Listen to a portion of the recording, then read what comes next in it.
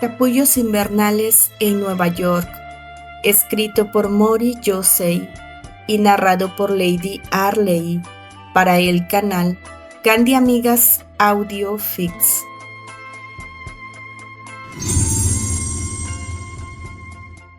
Capítulo 88. Tiempo de seguir.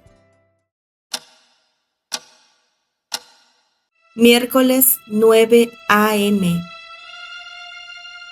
En el lobby del Hotel Empire en Newport, Rhode Island.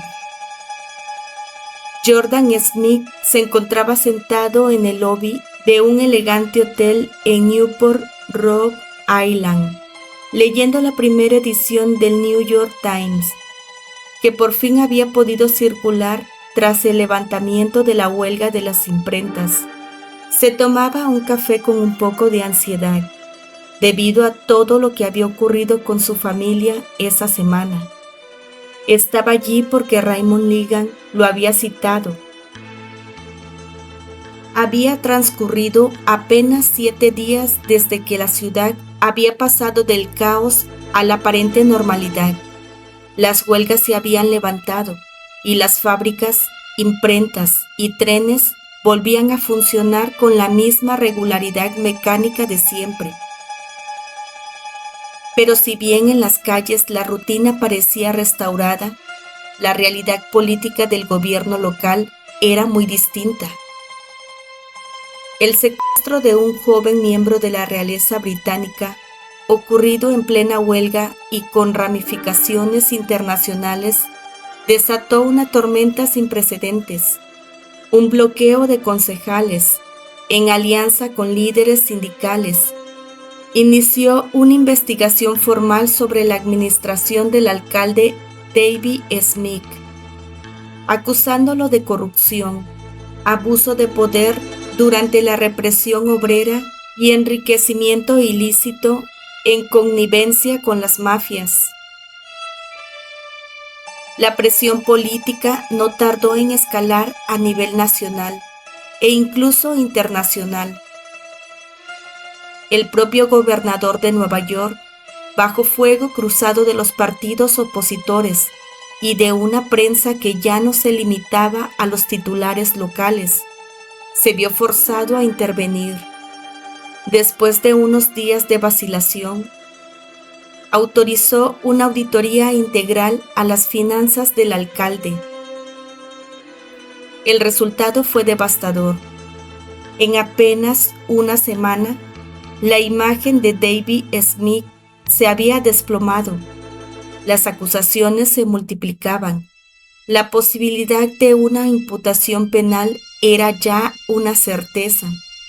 Sus propiedades comenzaron a ser incautadas de forma preventiva por orden judicial ante la contundencia de las pruebas presentadas.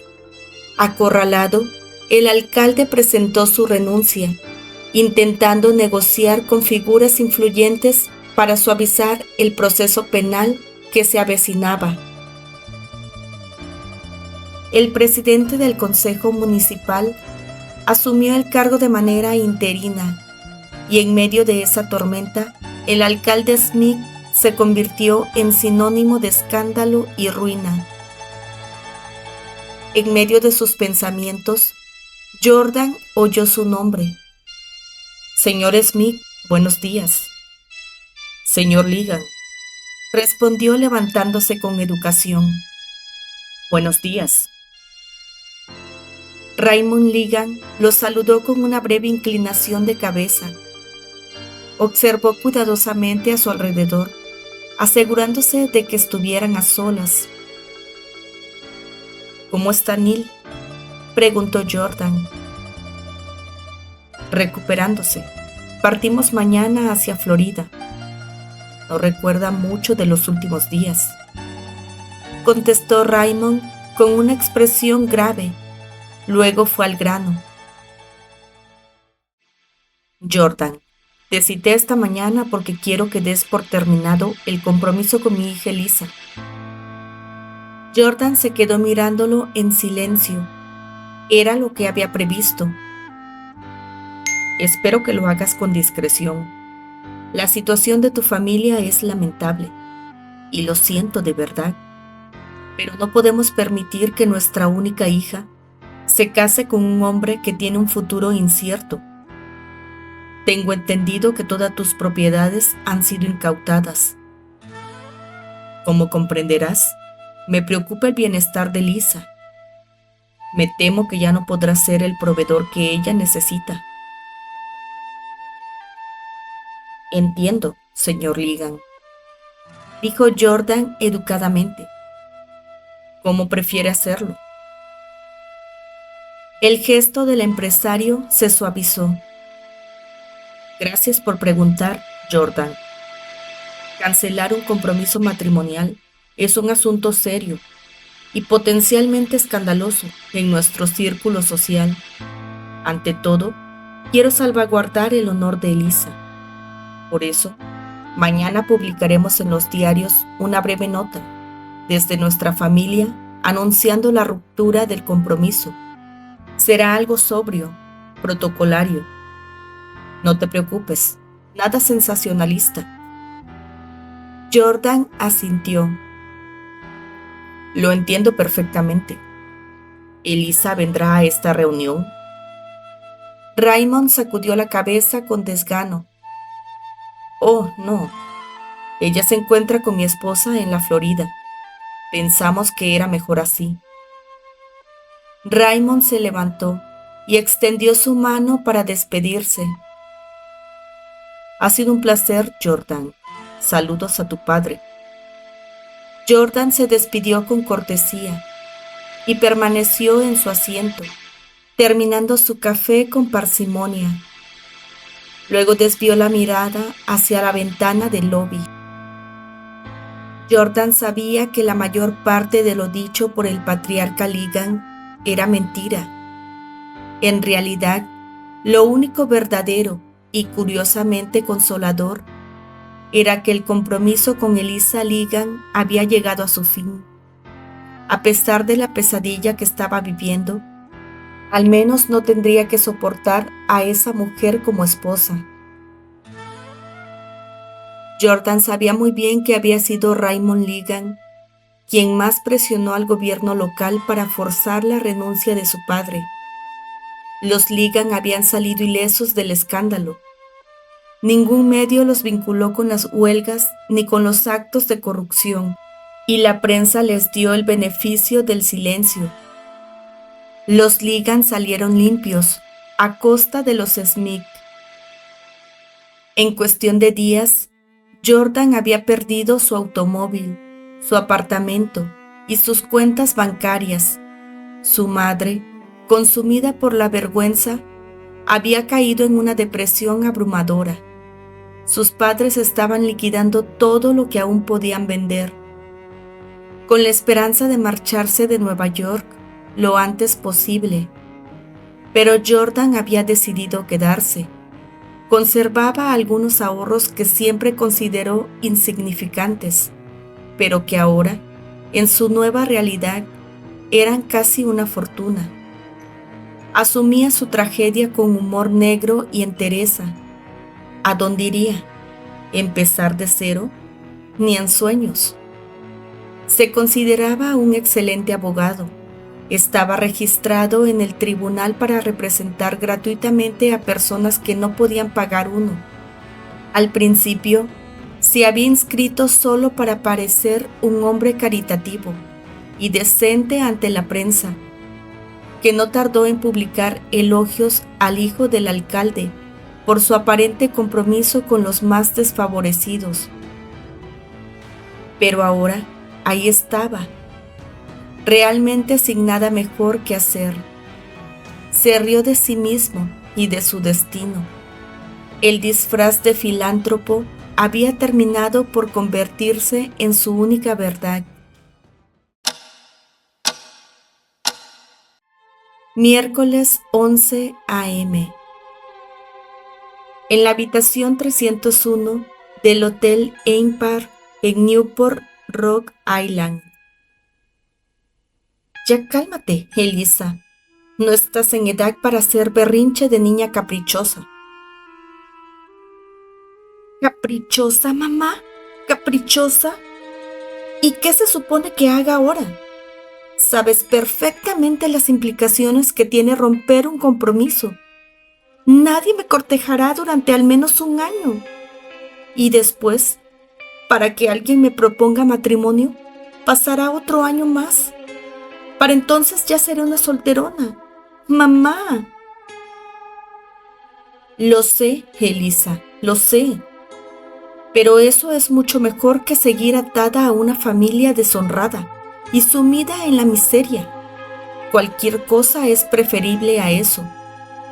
Encontraremos un caballero decente y podremos acelerar las cosas para que estés comprometida en menos de un año.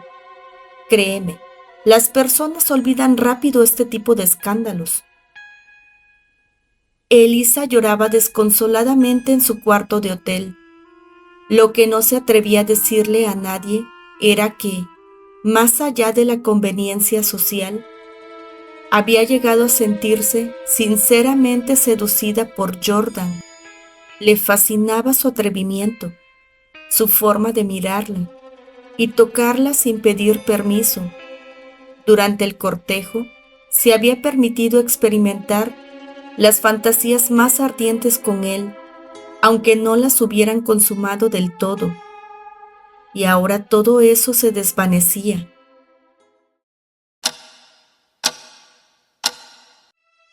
Miércoles 12 a.m. En la habitación 304 del Hotel Empire en Newport, Rhode Island, Neil Egan había sido trasladado del hospital local a una habitación privada del hotel, donde permanecía bajo estrictas medidas de seguridad y en completo hermetismo. Nadie lo había visto durante los días en que se debatía entre la vida y la muerte, ni siquiera su madre. Solo un médico y un enfermero privado, contratados por la familia Egan, tuvieron acceso a él durante las jornadas críticas. Mientras se recuperaba, su padre fue claro. Le dejó establecido, sin ambigüedades, lo que podía y no podía hacer de ahora en adelante. El patriarca de los Arley había cumplido a cabalidad su palabra y habían sido expulsados del clan sin ninguna prebenda. Pero eso, en realidad, no representaba un problema inmediato. Los múltiples negocios de la familia Egan en el sector hotelero y ferroviario los había convertido en una de las casas más ricas del país. Neil escuchaba los reproches de su padre con la mente en otro lugar. El clan Arley no le importaba, nunca le importó, demasiado correctos e incorruptibles para el verdadero poder. Lo único que le dolía era la idea de tener que olvidar a Candy. En el fondo, su acto de seducirlo, engañarlo y drogarlo, lejos de humillarlo, le había fascinado y, de forma incomprensible, lo había dejado más enamorado. Pero algo había cambiado. Ahora sentía por ella respeto y resignación. Sabía que era una mujer audaz, y aunque su orgullo aún se resistía, tuvo que reconocer que todo lo que hizo fue por su esposo. Sí, su esposo. Debía al menos admitirlo. Candy era una mujer casada. No lo aceptaba de corazón, pero lo reconocía como un hecho cierto. Y le daba ese crédito, tanto a ella como al actor de pacotilla, que, contra todo pronóstico, lo había dejado con vida. Era tiempo de seguir adelante. Tal vez en otra vida, él y Candy.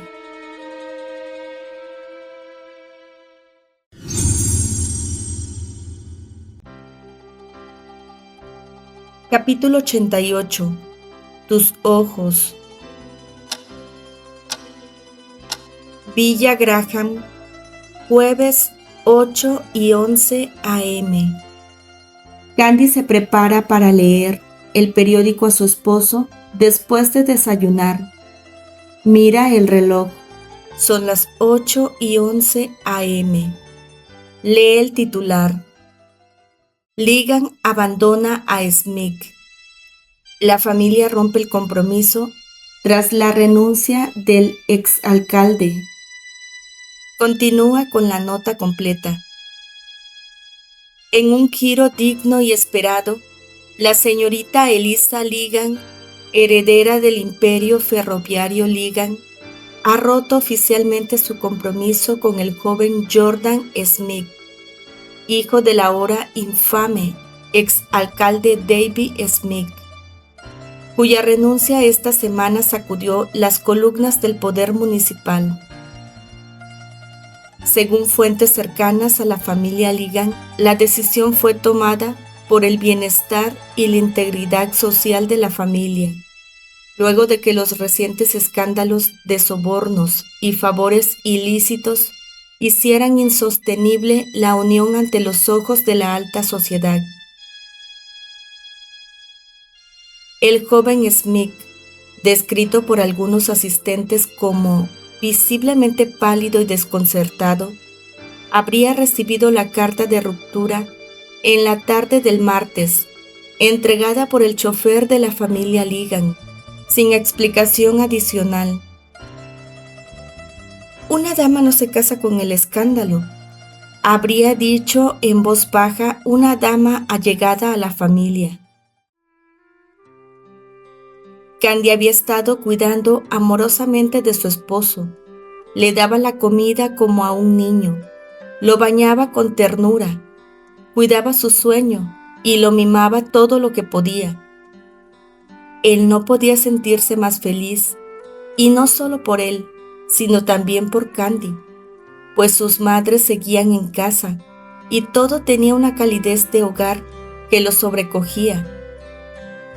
Lo único que hacían las tres mujeres era consentirlo en todo cuanto quisiera.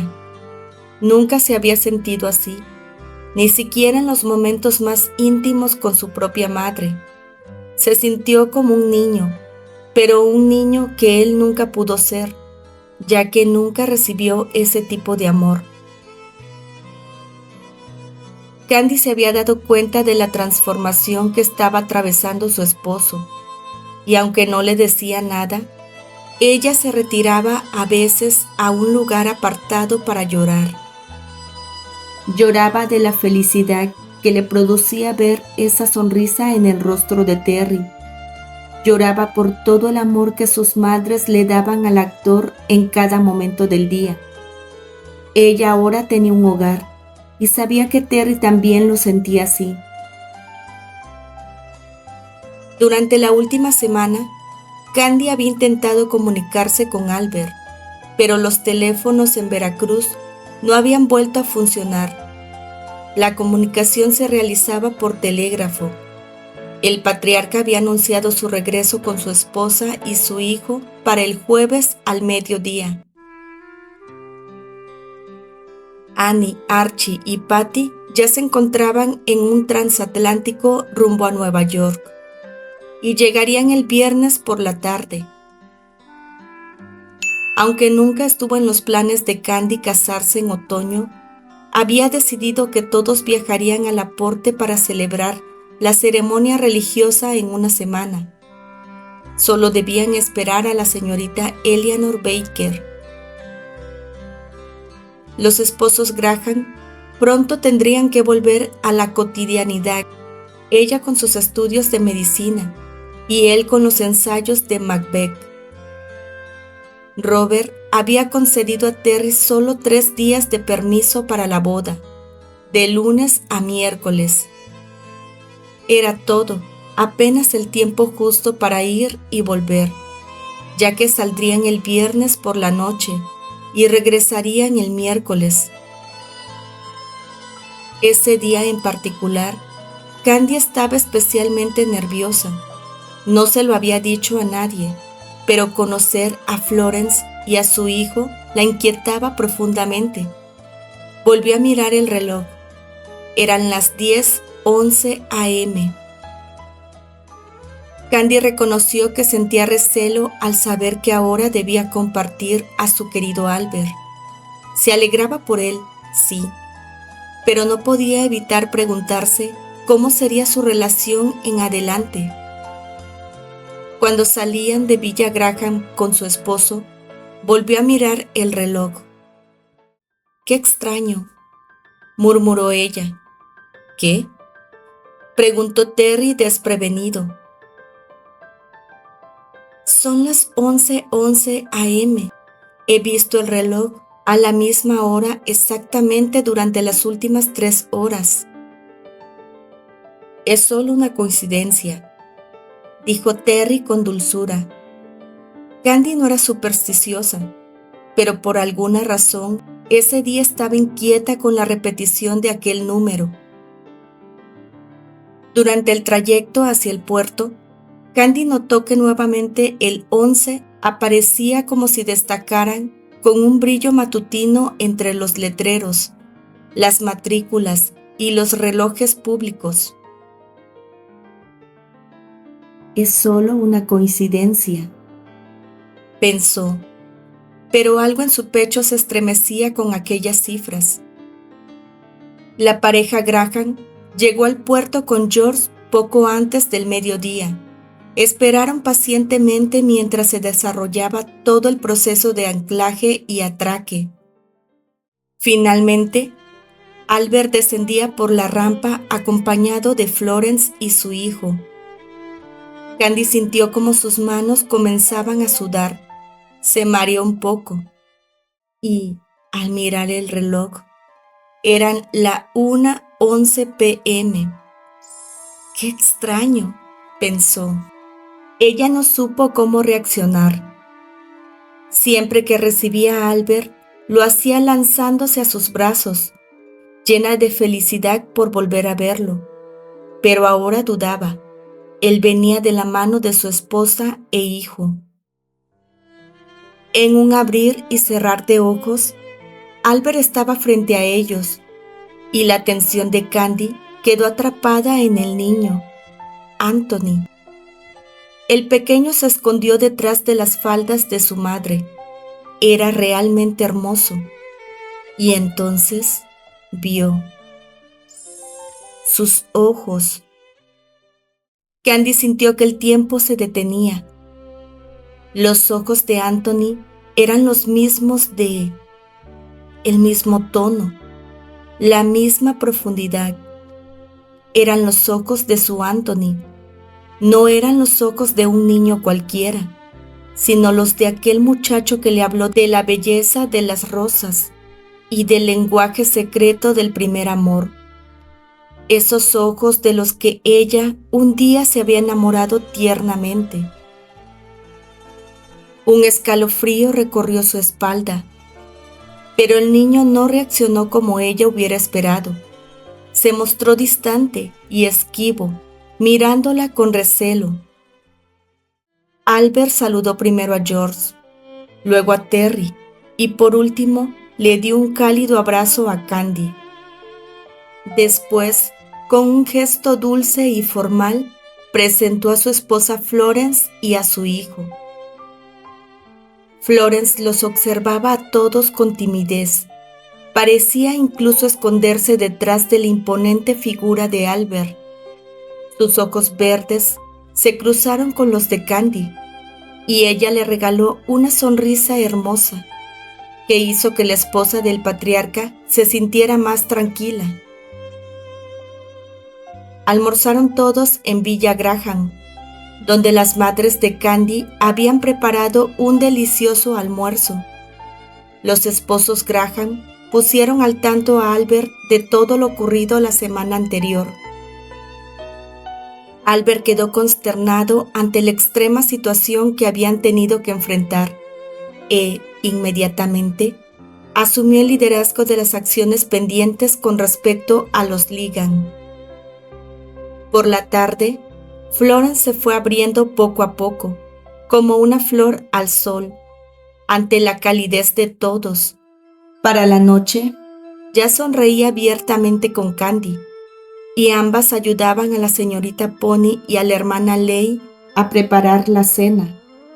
Anthony, en cambio, seguía escondido, apartándose de todos. Aunque Albert planeaba quedarse en el Waldorf, Candy le insistió en que se alojaran en Villa Graham. Tenía suficiente espacio y sería más cómodo para ellos, especialmente por la sencillez y timidez de Florence. No era necesario exponerla a las miradas críticas de los huéspedes del hotel. Esa noche, ya en la cama, Candy se sentía increíblemente feliz. Había congeniado perfectamente con Florence. Ella era encantadora, y tener tan cerca a Anthony la llenaba de un júbilo inconsciente. «Se parece un poco a ti», dijo Terry mientras la tomaba en brazos y la llevaba a la cama. «¿Quién?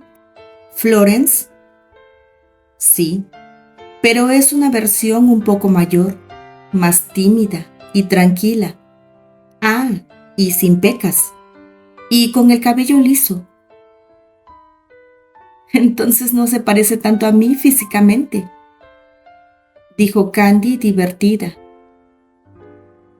«Bueno, no, pero tienen mucho en común. ¿Lo notaste?» «Sí, y eso me gusta. Ella es muy sencilla, proviene de un hogar modesto, pero me preocupa lo que pueda decir la tía Elroy. No quiero que le haga comentarios desagradables, como siempre lo hace conmigo. Albert debe protegerla. Espero que mañana, cuando hable con ella, la tía Elroy acepte que lo mejor es que la acepte en la familia. No creo que tenga otra opción». Florence había tenido una vida difícil. Su madre murió al dar a luz y su padre la dejó al cuidado de una hermana, quien falleció justo cuando Florence se graduaba como enfermera. Fue entonces cuando decidió partir a África en una misión médica. Florence era dulce, aventurera, voluntariosa y muy perspicaz. Una verdadera bocanada de aire fresco. Albert no pudo haber elegido una mejor esposa. Me siento feliz por él, dijo Candy con sinceridad. Creo que ella se parece mucho a Albert. Yo también me alegro mucho por él, añadió Terry, aunque en el fondo lo único que realmente pensaba era que se sentía feliz por sí mismo, porque si no hubiera encontrado a Florence, tal vez Candy no estaría a su lado. El actor atrajo a su esposa con un gesto decidido y apasionado para apoderarse de su boca y de su cuerpo. «Terry, tenemos visita». «Entonces no gimas», susurró él como si fuera una orden ineludible, y luego le regaló una sonrisa traviesa. «Guardemos silencio». Hotel Waldorf de Nueva York, viernes 10 a.m. Albert y George saludaron a la tía Elroy con efusividad. Ella estaba visiblemente ansiosa por verlo. George ya le había contado todo lo relacionado con Florence y Anthony. «¿Qué has pensado hacer?» «Supongo que primero legalizarás a tu hijo», dijo ella con un tono inquisitivo. «Primero me casaré en una ceremonia civil con Florence. Lo haremos mañana al mediodía. Y con ese documento legalizaré a Anthony». La matriarca lo miró horrorizada. «Una cosa es que reconozcas a tu hijo, es tu sangre. Pero casarte de forma apresurada con una mujer extraña es algo tan insensato». No es una mujer extraña, es mi esposa. No actúes como un adolescente, por favor. Te uniste a ella en un ritual insignificante y absurdo cuando eras demasiado joven. Pero ahora eres el jefe de la familia Arley. No puedes comportarte como si siguieras siendo solo un aventurero. Tu esposa debe estar a la altura de nuestro legado. Albert tenía albergado la esperanza de que su tía reaccionara de otra manera, pero también estaba preparado para el rechazo. Ya no era un niño ni un adolescente manipulable. Era un hombre de familia y la protegería por encima de todo. Florence es la mujer que elegí y tenemos una familia. La boda será mañana a las 11 de la mañana, en el tribunal. Espero que estés allí. Es muy importante para mí. Ya he enviado la notificación oficial de mi matrimonio a todos los miembros del clan. ¿Cómo pudiste hacer algo así sin consultarme? ¿Y quién es esa Florence? Por Dios, Albert. Es una desconocida, una enfermera cuyos apellidos no dicen nada. Ella es mi esposa. Nuestro matrimonio ocurrió hace muchos años, tía. Lo de mañana es solo un trámite legal para dejar todo en orden. Espero que nos acompañes y compartas nuestra felicidad. Es todo lo que tengo para decirte. Albert salió del lugar ante la sorpresa de la tía Elroy, sin esperar su respuesta. Antes de ir a recoger a Archie y Annie al puerto, Candy acompañó a Florence a una tienda de ropa para comprar algunos accesorios para la ceremonia civil. Anthony seguía pegado a las faldas de su madre. Candy deseó que Annie estuviera con ellas para asesorarlas, y consideraron que era mejor esperar a que la joven esposa llegara para que fuera ella quien escogiera las prendas, ya que Candy y Florence eran demasiado indecisas con esas cosas. Las dos rieron cómplices y salieron del lugar. Al salir de la tienda, por la calle pasaba un coche turístico de lujo, tirado por 2 caballos. Anthony gritó, corrió y abrazó con fuerza las piernas de Candy. Mi hijo le tiene miedo a los caballos. Lo siento si te asustó, dijo Florence, intentando que Anthony la soltara y se calmara. Está bien, déjalo conmigo, respondió Candy, agachándose a la altura del niño para abrazarlo. El niño se aferró con fuerza a ella y la miró con los ojos llenos de pánico por el miedo que le producían los caballos. Ese repentino abrazo la hizo estremecer y la nueva coincidencia la hizo llorar. De hecho, Anthony también estaba llorando. Al mirar detalladamente los ojos del pequeño, Candy sintió que se abría un puente entre mundos. Parecían los mismos ojos que un día la miraron con ternura entre rosales, los mismos que comprendieron y aliviaron su dolor cuando tenía 13 años. Varias preguntas la atravesaron. ¿Es posible que la vida no se termine, sino que se transforme? ¿Es posible que lo que se ama no se pierde, sino que regresa, aunque cambie de forma, de cuerpo o de nombre? Anthony pareció también reconocerla, porque a partir de ese momento, él no se alejaría de Candy, ni un solo momento. Continuará.